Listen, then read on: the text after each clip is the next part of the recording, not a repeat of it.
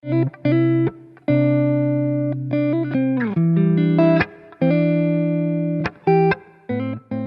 venido mirando y trabajando en los últimos domingos. Bueno, los últimos domingos tuvimos unas miniseries, pero hoy estamos retomando lo que es el Evangelio de Mateo. Pero vamos a recopilar un poquito todo eso que habíamos venido hablando cuando quedamos ahí en stand-by en la enseñanza de Mateo. El último mensaje o la última enseñanza compartida fue en Mateo 6. Si queríamos buscando Mateo 6, lo que se compartió fue del versículo 19 al versículo 24, ¿sí? Y quiero que recordemos un poquito de qué hablamos en ese momento, qué fue lo que nos compartió el pastor Robin en la última enseñanza del Evangelio de Mateo. Estamos hablando en los últimos domingos sobre el famoso Sermón del Monte, ¿cierto?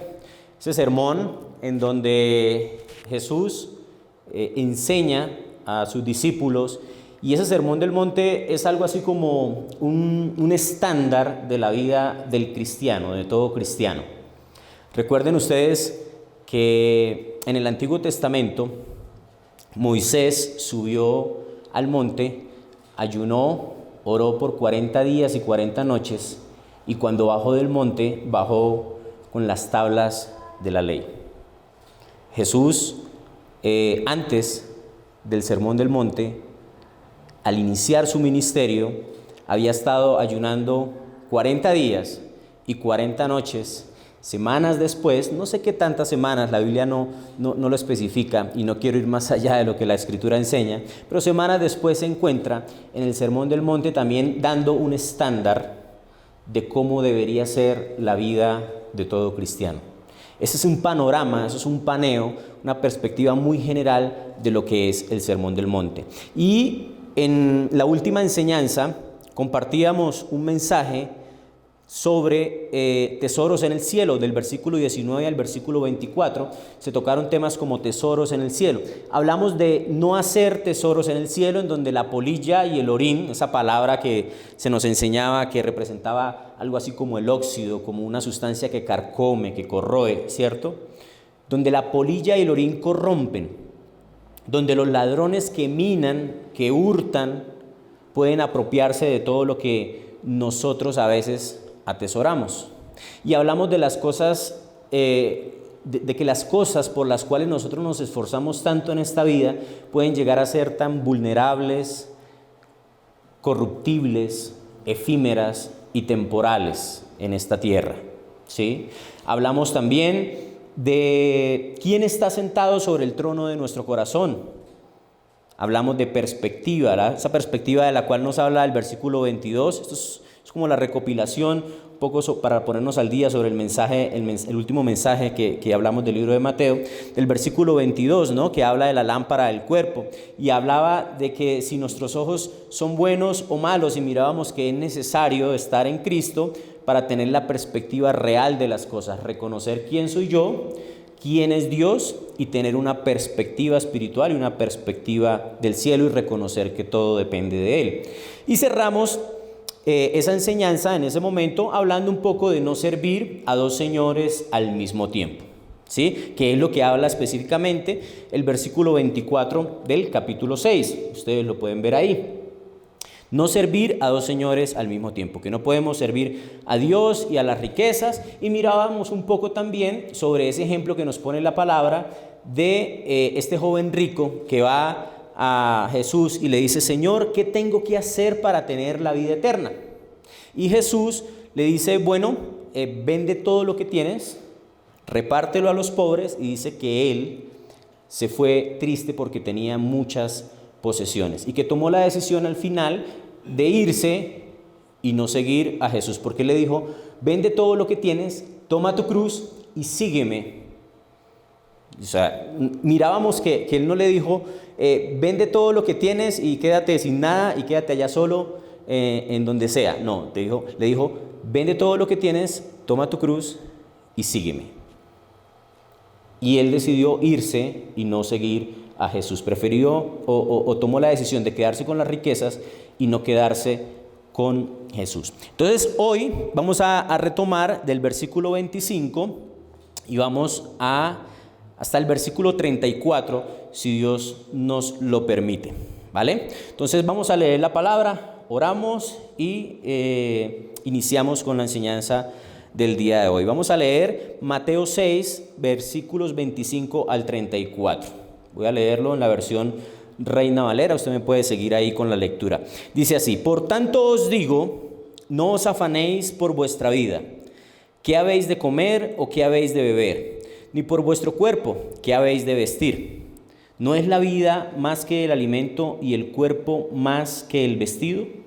Mirad las aves del cielo, que no siembran, ni siegan, ni recogen en graneros, y vuestro Padre Celestial las alimenta. ¿No valéis vosotros mucho más que ellas? ¿Y quién de vosotros podrá, por mucho que se afane, añadir a su estatura un codo? Y por el vestido, ¿por qué os afanáis? Considerad los lirios del campo, cómo crecen, no trabajan ni hilan. Pero os digo que ni aun Salomón, con toda su gloria, se vistió así como uno de ellos.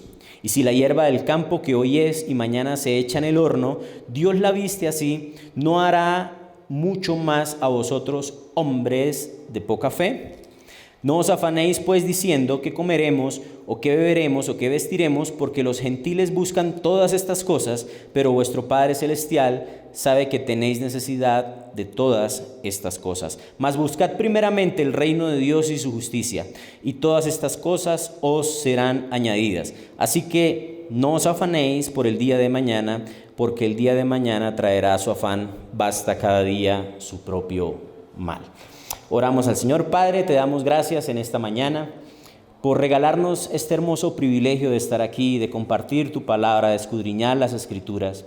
Queremos colocar hoy nuestras vidas en tus manos, Señor, y pedirte que seas tú enseñándonos. Instrúyenos, Señor, corrígenos. Llévanos, Señor, a hacer lo que corresponde a tu preciosa y hermosa voluntad. Colocamos nuestra vida para que tomes control de nuestros pensamientos, de nuestras palabras, de nuestro corazón, Señor, y hagas con tu palabra conforme a tu preciosa voluntad en medio de cada uno de nosotros. En el nombre de Jesús, amén. El afán y la ansiedad, el título del mensaje de hoy. Cuando Jesús inicia o introduce a la temática del afán y la ansiedad, es bien interesante mirar que lo hace con una expresión. La introducción a esta palabra lo hace con la expresión por tanto os digo. Esta es la primera frase que encontramos en el versículo 25. Y quiero que podamos detenernos un poquito en esta expresión, porque la transición que hace Jesús a la temática del afán y la ansiedad tiene mucha relación con lo que enseña el versículo anterior, el versículo 24. Miren que dice, por tanto, no os afanéis. Hay otras versiones que en lugar de utilizar esa expresión por tanto, dicen debido a esto o por eso. O sea, debido a esto les digo o por eso les digo. ¿Sí? Pero en cualquiera que sea la versión que usted la lea, esa expresión lo que quiere decir o lo que representa es una introducción a una oración que expresa una consecuencia de lo que dijo anteriormente. Lo quiero explicar y lo quiero ejemplificar de esta manera. Consideremos la siguiente oración. Yo digo, yo estoy cansado, por tanto me voy a la cama. O estoy cansado, por eso me voy a la cama. ¿Sí? ¿Cómo sería al revés? Yo me voy a la cama porque estoy cansado. Es decir, cuando yo digo, yo estoy cansado y por eso, o yo estoy cansado y por eso me voy a la cama, irme a la cama es simplemente una consecuencia de estar cansado, ¿cierto? Lo que Jesús quiere enseñar acá es que lo que dice en el versículo 25 es una consecuencia simplemente de lo que está expresando en el versículo 24. Entonces, miren lo que dice en el versículo 25, miremos la consecuencia. No os afanéis por vuestra vida, por qué habéis de comer o qué habéis de beber, ni por vuestro cuerpo, qué habéis de vestir. El afán por nuestra vida, por qué hemos de comer, por qué hemos de beber y qué hemos de vestir, es una consecuencia de menospreciar a Dios, que es lo que dice el versículo 24. Recordemos el versículo 24. Ninguno puede servir a dos señores, porque aborrece a uno o amará al otro, o estimará al uno y menospreciará al otro. No podéis servir a Dios y a las riquezas. Saben que existe una estrecha, pero muy estrecha relación entre amar las riquezas, preocuparse y afanarse por lo material, con estar postrado frente a ellas. ¿Qué quiere decir esto?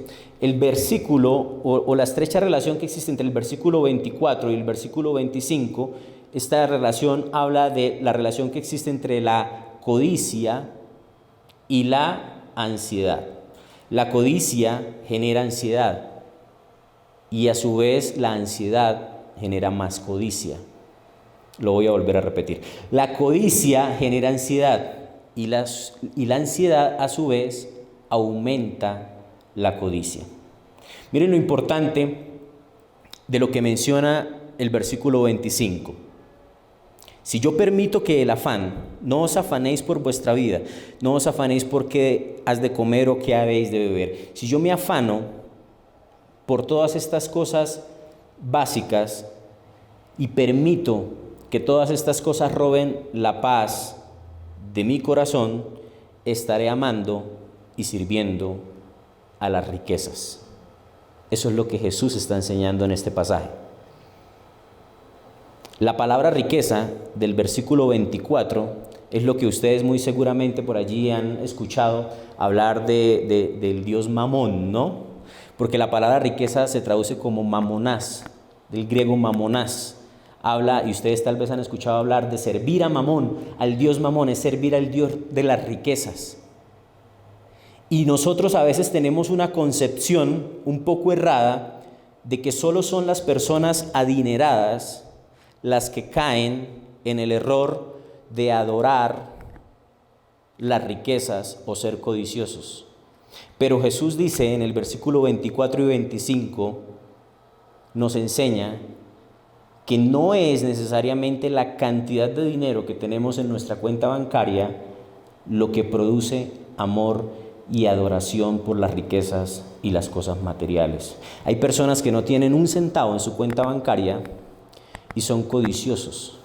Hay personas que viven su vida preguntándose por qué nací en Colombia y no nací en Suiza. ¿Por qué Dios me puso el nacimiento en una familia de estrato 2 y por qué no nací en una familia de estrato 7?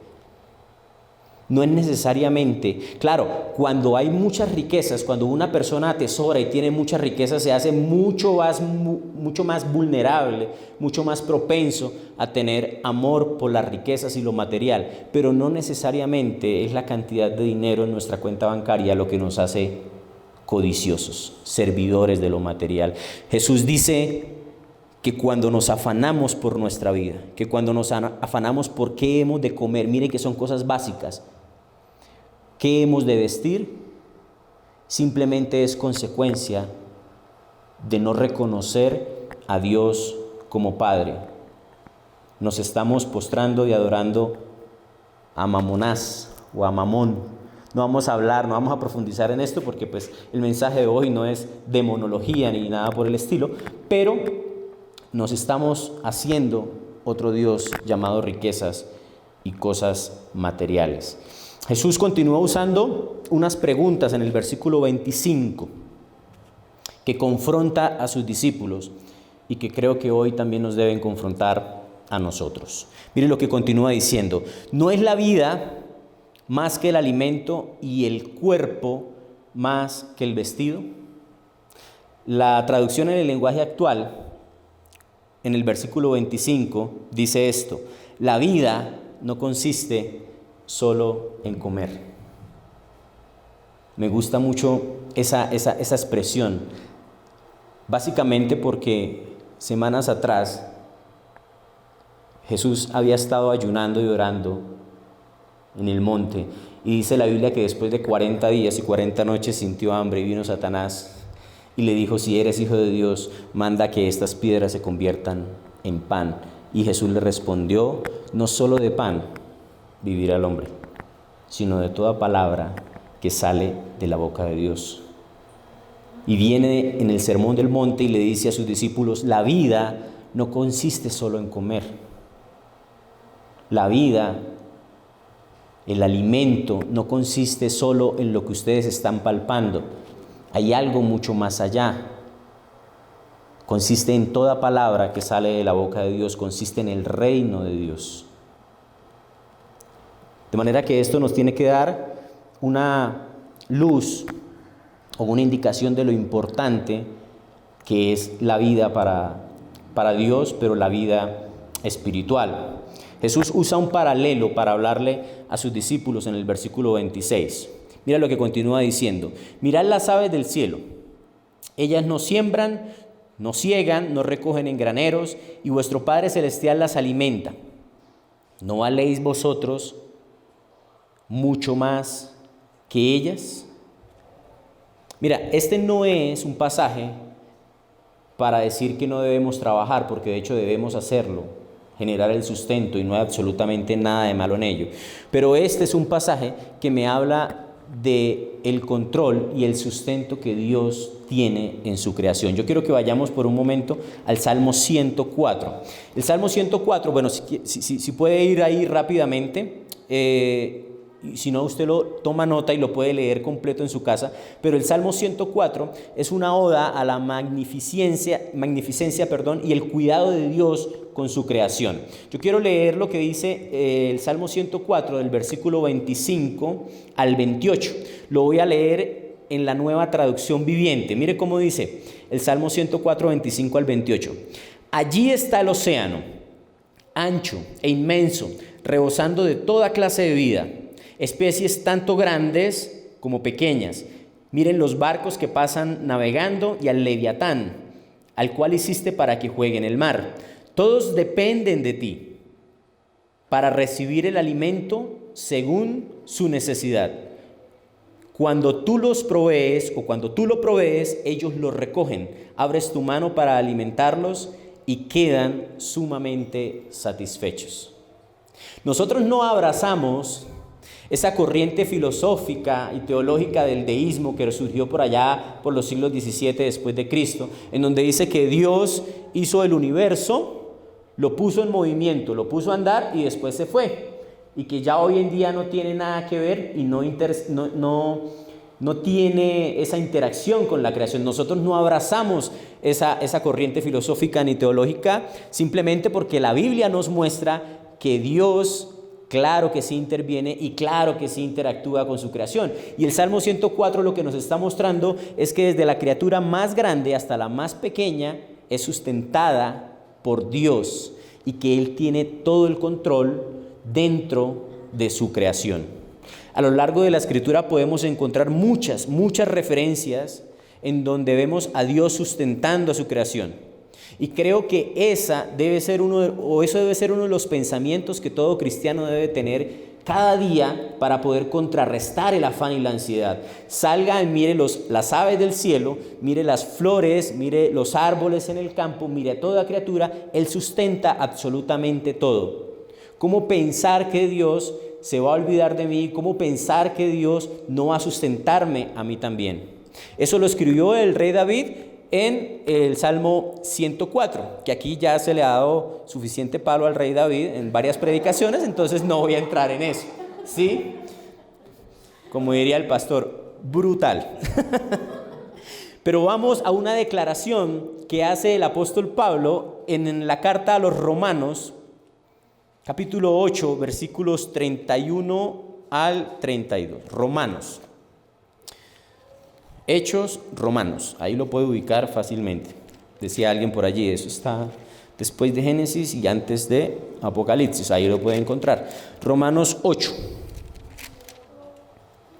31 al 30. Son versículos muy conocidos, pero mira, yo lo quiero leer en la versión de Biblia de las Américas. Permítame leerlo, usted sígalo ahí en la versión que tenga.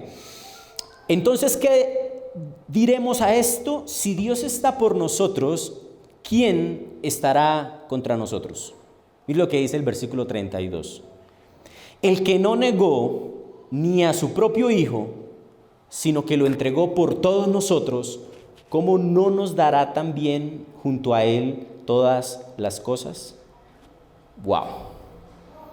Una expresión clara, contundente del amor de Dios por nosotros. Y si nosotros decimos creer en Jesús, si nosotros decimos creer en el sacrificio que Él hizo en la cruz hace más de 2000 años, si nosotros decimos creer en la ofrenda que Él puso en la cruz del Calvario por nosotros, esa expiación por nuestros pecados, de una vez y para siempre, como lo menciona la Escritura, ¿por qué pensar que nos faltará algo para vivir? ¿Por qué dudar de Dios y hacer afrenta contra Él dudando de la provisión? El que no negó ni a su propio Hijo. Es una expresión muy clara y contundente del amor de Dios.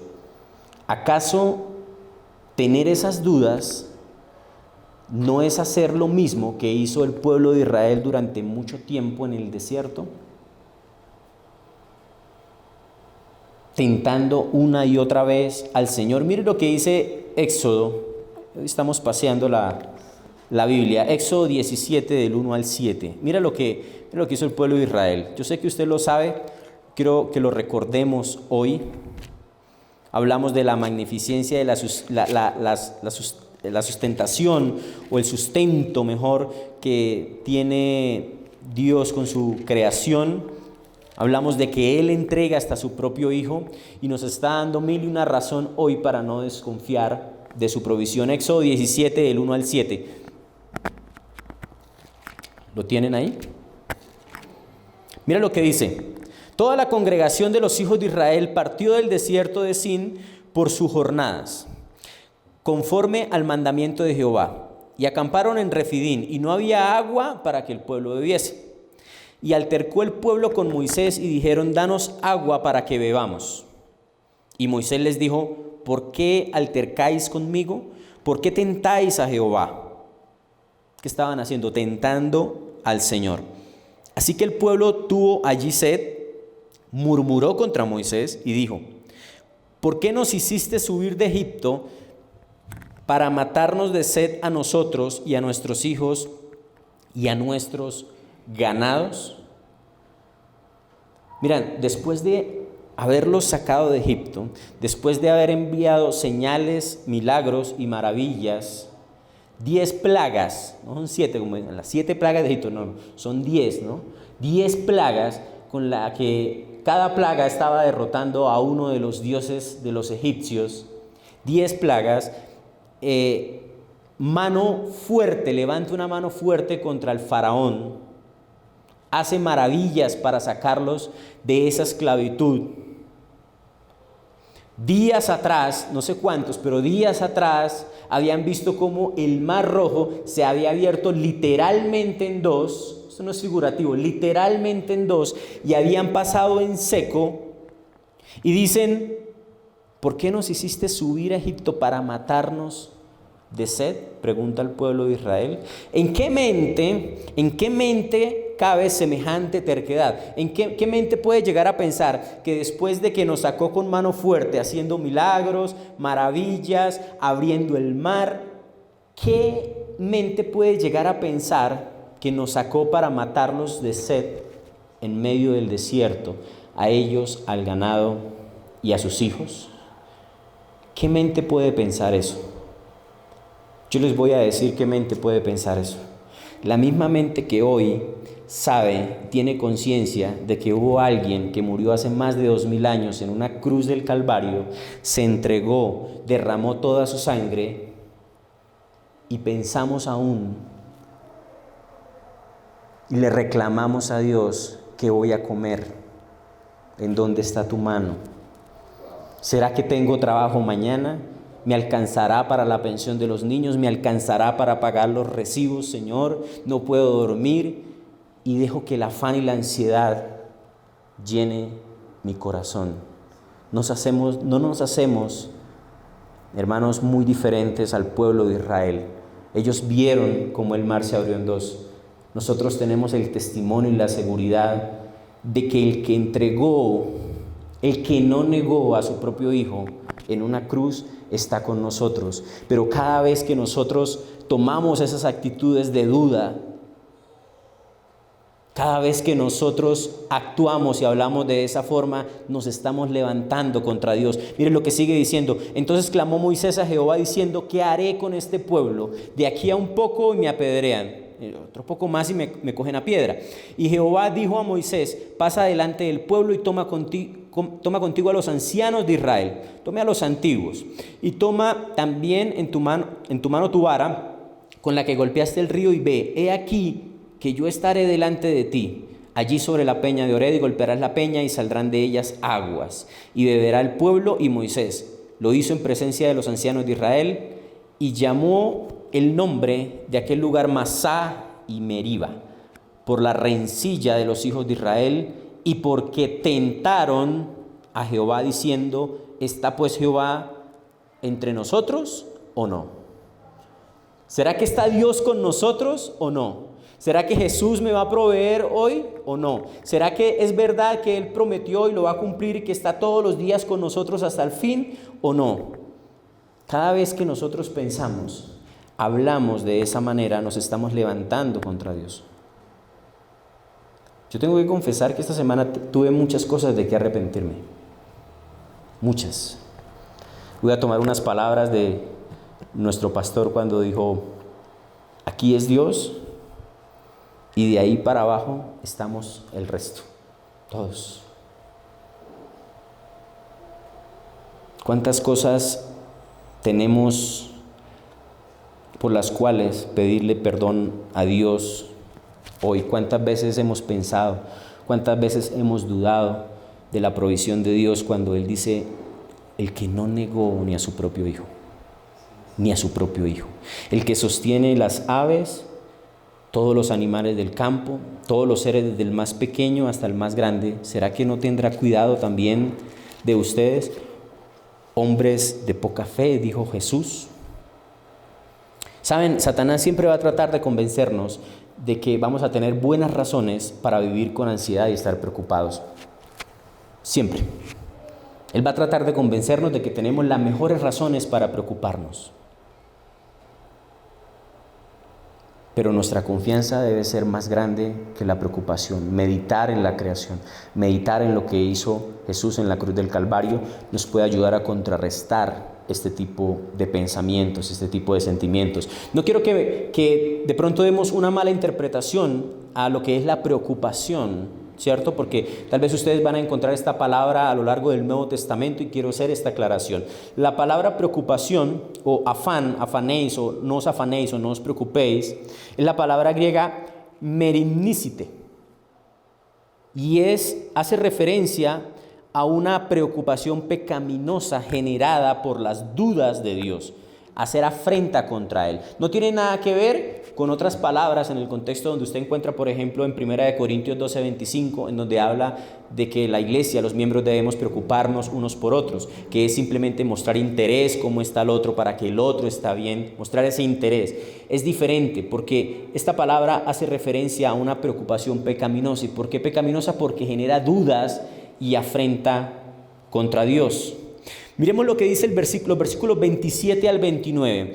¿Y quién de vosotros, del libro de Mateo? Volvamos a Mateo. Yo sé que hemos hecho un recorrido ahí un poco extenso en la palabra el día de hoy, pero eso es absolutamente maravilloso. Versículos 27 al 29. ¿Y quién de vosotros podrá, por mucho que se afane, añadir a su estatura un codo?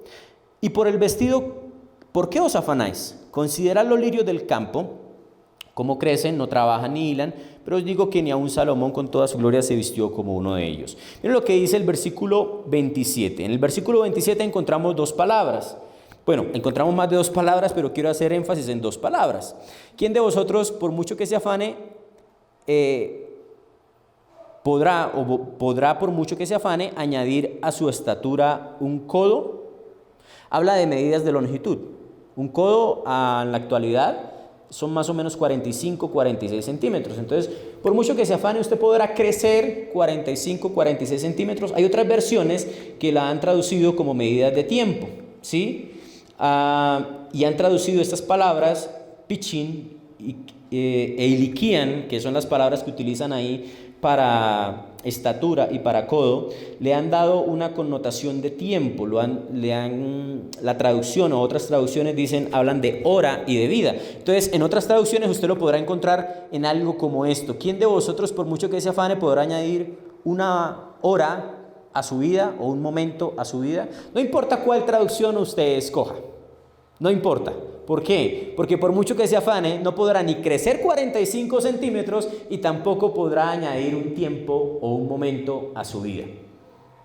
No lo podrá hacer. Nosotros, o a veces escuchamos mucha gente decir: ojalá al día tuviera más horas, ¿no? No me alcanzan las 24 horas para hacer todo lo que tengo que hacer. Ojalá tuviera, 36, 48. Eso no va a ocurrir por más de que nos afanemos. Cada vez que nosotros vemos que el día no nos alcanza para hacer lo que tenemos que hacer, tal vez debamos replantearnos cómo es que estamos administrando nuestro tiempo, qué cosas estamos haciendo en nuestro día, porque seguramente tendremos nosotros que ajustarnos al tiempo y no el tiempo a nosotros. No vamos a poder alargar los días. Eso solamente le pasó a Josué, ¿no? Allá cuando estaba batallando con los amorreos y dijo: sol, detente en Gabaón, y tu luna en el valle de Ajalón. Y entonces vino el día largo de Moisés. Algún día hablaremos y explicaremos qué pasó ahí, porque esa oración, pero como no es el tema, pero le pasó a Josué, ¿sí? Necesitaba la luz del sol para derrotar a los amorreos, entonces oró al Señor en medio de su perspectiva geocéntrica y geográfica y dijo: sol, detente en Gabaón, y tu luna en el valle de Ajalón. Josué no sabía que la que giraba era la tierra. Bueno, el sol científicamente también hace unos pequeños giros, pero tuvo un día larguísimo. Eso le pasó a él y Dios actuó en ese momento de una forma maravillosa. Nosotros tenemos unos días perfectos diseñados por Dios. Los que no sabemos administrar el tiempo somos nosotros. Dios es perfecto, lo hizo perfecto. Tenemos que replantearnos qué estamos haciendo en nuestros días, cómo estamos administrando. Miren, el hombre es experto, pero tiene maestrías y doctorados por generar luchas en su mente que no puede ganar. Somos expertos en eso. Y armamos guerras que mental y espiritualmente nos destruyen, son autodestructivas. Muchas universidades a nivel mundial han reportado estudios sobre la famosa enfermedad del siglo XXI, ¿no? Sobre el famoso estrés. Yo digo que si hoy en día tuviéramos una versión bíblica, no la del lenguaje actual, sino lenguaje centennial o alguna vaina así parecida, diría algo como: no diría no os afanéis, sino no os estreséis. ¿Sí? ¿Por qué? Mire la definición de estrés. Sentimiento de tensión física y emocional que puede provenir de cualquier situación, pensamiento que nos haga sentir preocupados, frustrados, furiosos, nerviosos o ansiosos. Y entre las consecuencias de las enfermedades que han sido reportadas por muchas universidades, de los estudios de muchas universidades a nivel mundial, están enfermedades como la depresión, trastornos del sueño, problemas intestinales, obesidad, dolores musculares y hasta problemas odontológicos. Increíble cómo pasa a afectar las situaciones de estrés, preocupación y afán en todo nuestro cuerpo, en todo nuestro ser. Los problemas odontológicos como el bruxismo. El bruxismo es esa tendencia a rechinar los dientes estando despiertos o estando dormidos, genera problemas odontológicos y son enfermedades derivadas del estrés. Miren, Jesús continúa diciendo en el versículo 28 y 29 que acabamos de leer, hablando de Salomón, y hace un comparativo con los lirios del campo.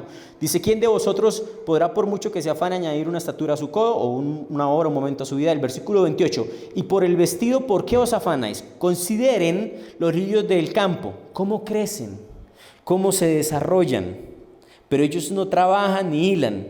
Y les digo que ni aun Salomón con toda su gloria, dice otra versión, ni aun Salomón con toda su riqueza se vistió como uno de ellos. Jesús hace un comparativo entre Salomón y los lirios. Los lirios son esas plantas del género iris. Iris, que significa en griego arco iris. O sea, habla de plantas de muchos colores, hermosas en el campo, ¿no? No tal vez de un solo género de plantas, tal vez de muchas, que son muy bonitas, que son características por sus grandes colores.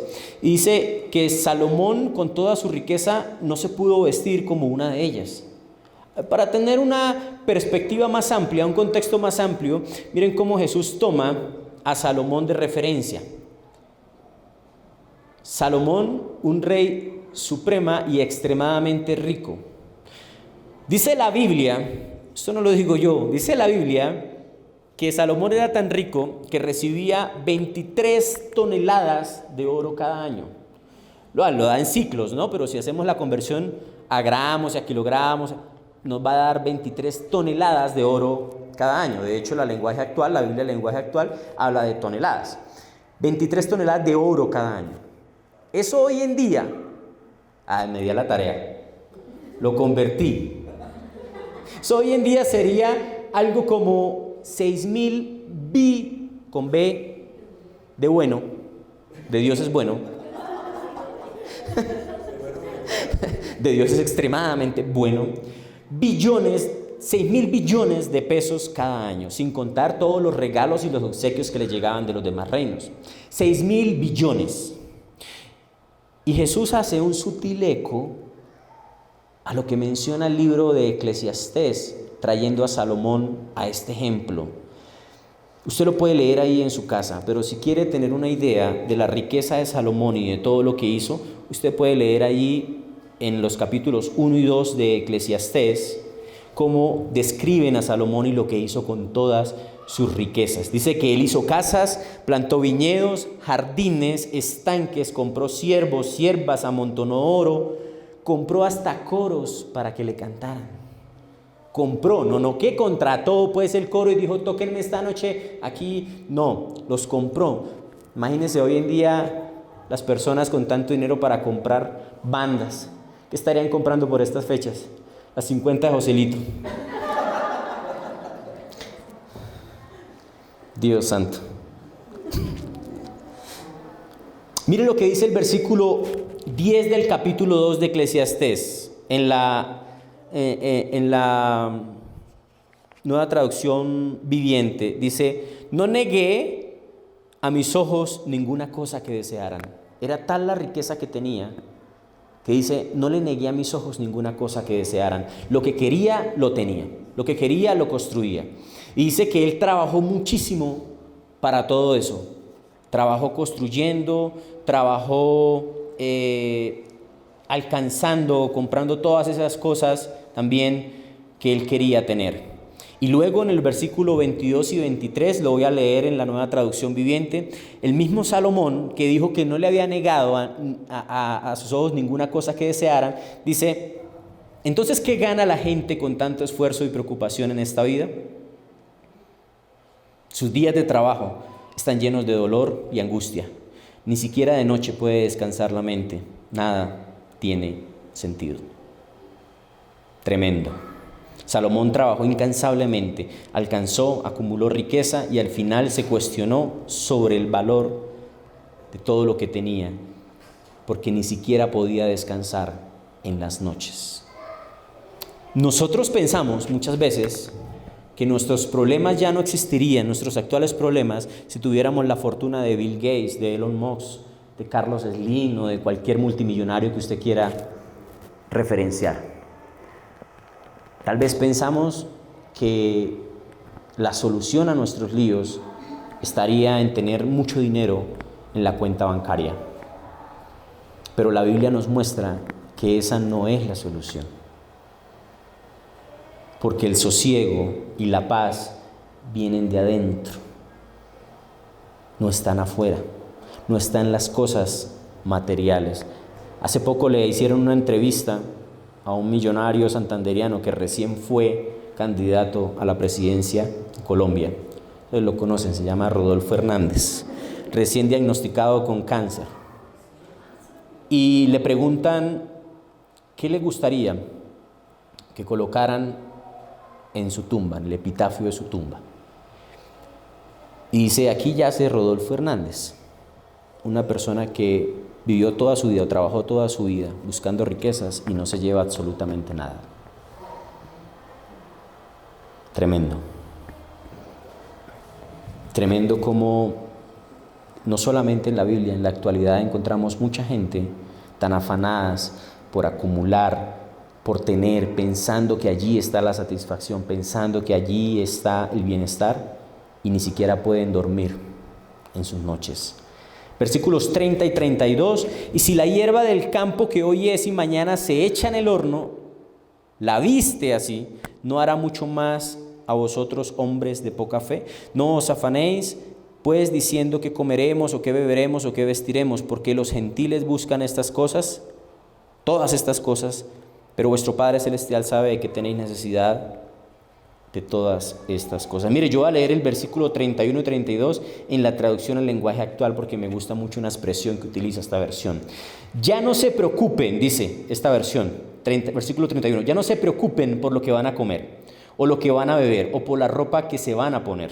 Y dice el versículo 32, solo los que no conocen a Dios se preocupan por todo eso. Ustedes tienen como Padre a Dios que está en el cielo, y Él sabe lo que ustedes necesitan. Wow. Solo los que no conocen a Dios, solo los que no conocen a Dios se preocupan por esto. Jesús nos confronta de una forma tan clara. Yo creo que si nosotros conociéramos un poquito más a Dios como Padre, le daríamos más gracias, o dedicaríamos más tiempo a darle gracias que a estar pidiendo inclusive por cosas básicas. No estoy hablando de que pedir sea malo. Eso está en el modelo de oración que unos versículos más atrás Jesús nos enseñó. No estoy hablando de eso. Pero si 59 de los 60 minutos que utilizamos para orar es dedicado a pedir por esas necesidades tan básicas, entonces algo anda mal con mi fe y mi corazón. Porque si miramos el modelo de oración, solamente hay una pequeña parte donde dice el pan nuestro de cada día danoslo hoy. El resto se trata de otras cosas. No estoy hablando de que pedir sea malo. Dios es nuestro Padre, le podemos pedir, tenemos libre acceso, sabemos todo eso. Pero si nos dejamos llenar de ansiedad, de preocupación, por eso estamos levantando afrenta contra Dios. Viene el contraste en el versículo 33 y versículos 34. Lo voy a leer en la Nueva Traducción Viviente. Me gusta mucho lo que dice acá. Busquen el reino de Dios por encima de todo lo demás y lleven una vida justa, y Él les dará todo lo que necesiten. Así que no se preocupen por el mañana, porque el día de mañana traerá sus propias preocupaciones. Los problemas del día de hoy son suficientes por hoy. Muchas personas no se preocupan solo por el mañana. Miren, para preocuparnos y afanarnos somos tan proactivos que no solamente nos preocupamos por mañana, sino por la próxima semana y por el próximo mes y por los próximos años. Somos tan proactivos en preocuparnos. ¿No se han preguntado por qué somos tan proactivos en eso? Y Jesús dice, busquen primeramente el reino de Dios, y nos manda de una forma imperativa a buscar el reino de Dios. ¿Qué es buscar el reino de Dios? Dice una versión, lo coloca como asegúrense de que Dios es su único rey. Asegúrense de eso.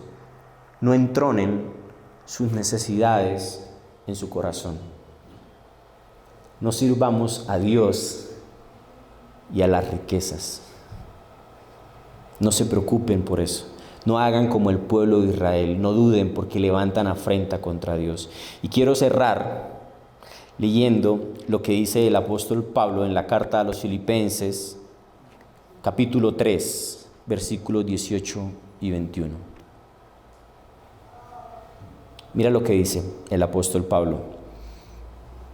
Porque por ahí andan muchos, de los cuales os dije muchas veces y aún ahora lo digo llorando, que son enemigos de la cruz de Cristo, el fin de los cuales será perdición, cuyo Dios es el vientre. Ahí habla de glotonería, habla de pensar solo en comer también, ¿no? De afanarse por eso, de ver esta vida de una forma muy terrenal. Cuyo Dios es el vientre y cuya gloria es su vergüenza, que solo piensan en lo terrenal. Mas nuestra ciudadanía está en los cielos, de donde también esperamos al Salvador y al Señor Jesucristo. Uno de los errores más comunes de las personas es darle mucho más valor a las cosas terrenales que a las cosas eternas. Y Pablo nos dice, recuerden que ustedes viven en la tierra, pero son forasteros, somos extranjeros. Nuestra ciudadanía es del cielo, nuestra ciudadanía es de arriba, nuestra mirada debe estar en lo eterno. Estamos acá como extranjeros y forasteros, pero el peso que le damos a lo eterno, a lo espiritual, debe ser mucho mayor que la importancia o el peso que le estamos dando a las cosas terrenales.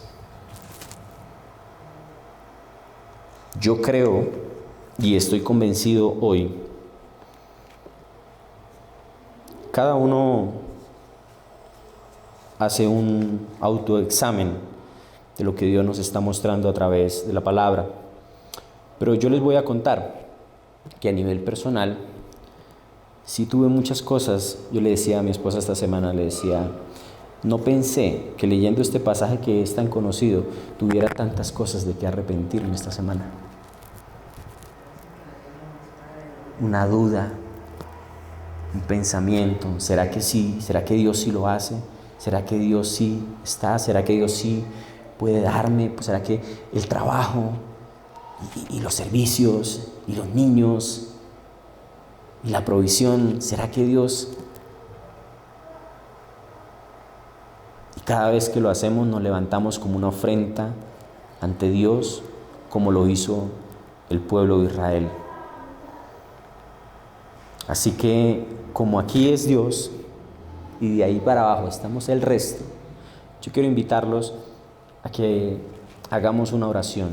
Yo no sé usted, pero yo necesito arrepentirme, necesito pedirle perdón a Dios. Porque el que no negó ni a su propio hijo, ¿hay acaso alguna muestra más grande que esa? ¿Necesitamos más pruebas? Somos expertos en juzgar a Israel, ¿no? ¿Cómo vieron el mar abrirse en dos y después renegaron? ¿Cómo Dios sabemos que nos entregó a su propio Hijo y aún dudamos de su provisión?